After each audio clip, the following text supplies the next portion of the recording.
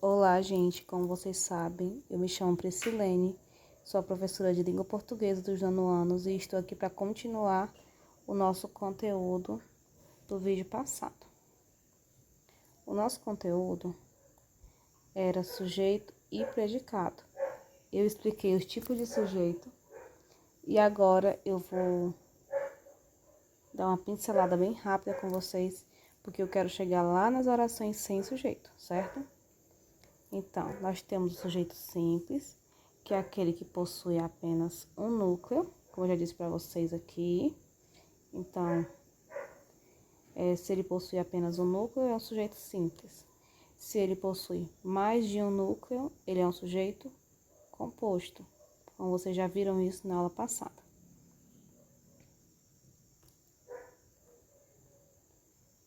Nós temos o sujeito elíptico, oculto, desinicial ou implícito. É aquele que não está claro na minha oração, certo? Ele existe, mas ele não está escrito, como nesse exemplo aqui, acordei feliz. Quem acordou feliz? Eu. Então, sujeito oculto.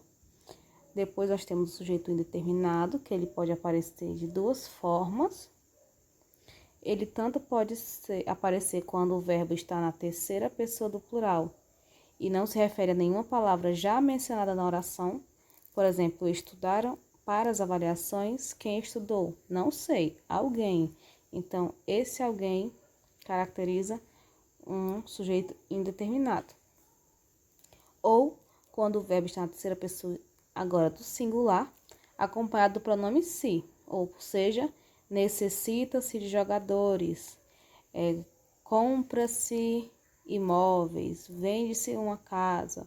Então, sempre que eu tiver esse pronome se junto com um verbo na terceira pessoa do singular, eu tenho um sujeito indeterminado, certo?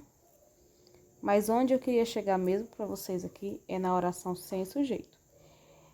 Esse tipo é assim denominado pelo fato de o predicado não fazer referência a nenhum tipo de sujeito. Outra questão é que ele está relacionado a alguns casos específicos, aos quais devemos ficar atentos.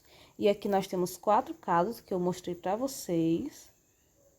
Primeiro caso, quando o verbo da oração indicar fenômeno da natureza, como por exemplo, chover, trovejar.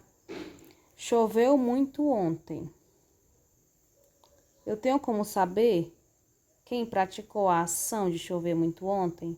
Não. Então, se aqui eu tenho um fenômeno da natureza, automaticamente a minha oração é uma oração sem sujeito. Mesmo que o sujeito seja um termo essencial, há alguns casos em que ele não aparece na oração.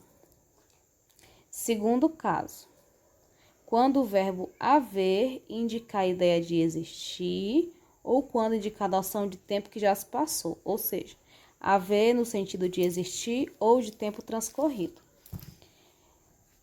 Há garotos jogando no pátio, ou seja, existem garotos jogando no pátio. Então, se o verbo haver tem o sentido de existir, como vocês veem aqui nessa oração, a minha oração ela não tem sujeito. O próximo caso é, no caso dos verbos fazer e estar, quando indicarem tempo ou clima. Então, sempre que eu estiver falando de tempo, de clima, eu sei que os verbos fazer ou estar configuram uma oração também sem sujeito. Por exemplo, está frio hoje. Só um minuto. Está frio hoje. Então, quando eu digo está frio hoje, deixa eu só apagar aqui. Eu tenho aqui um clima, não é? Então, se eu tenho um clima, essa minha oração aqui, ela também é sem sujeito, certo? E a última possibilidade de uma oração ser sem sujeito é quando o verbo ser indica uma data, uma hora ou uma distância.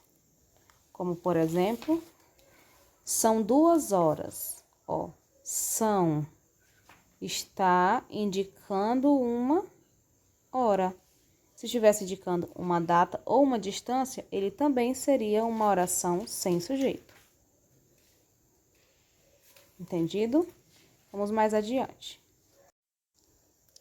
Bom, turma, agora nós vamos fazer a resolução de uma atividade, certo? São 4 itens que a gente vai analisar quem é o sujeito de cada item. O paciente foi atendido. Quem foi atendido? O paciente. Sujeito. Certo. Agora, professora, qual é o sujeito aqui dessa oração? Se eu tenho apenas um núcleo, que seria paciente, então é o sujeito simples. Facinho, facinho. Agora, eu tenho brigadeiros e suspiros são meus doces preferidos. Quem são os meus doces preferidos? Brigadeiros e suspiros. Brigadeiros e suspiros é o sujeito. Se eu tenho 2 núcleos, eu tenho um sujeito composto. Indo adiante, nós temos opinam sobre tudo. Quem opina sobre tudo? Alguém.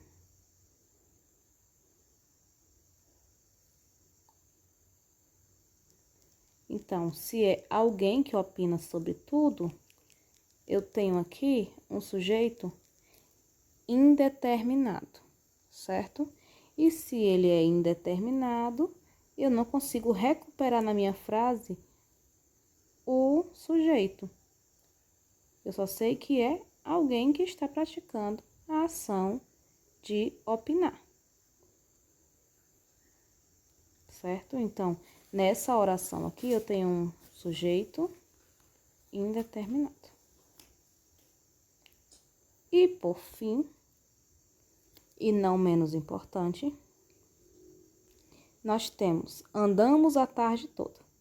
Quem andou a tarde toda? Nós.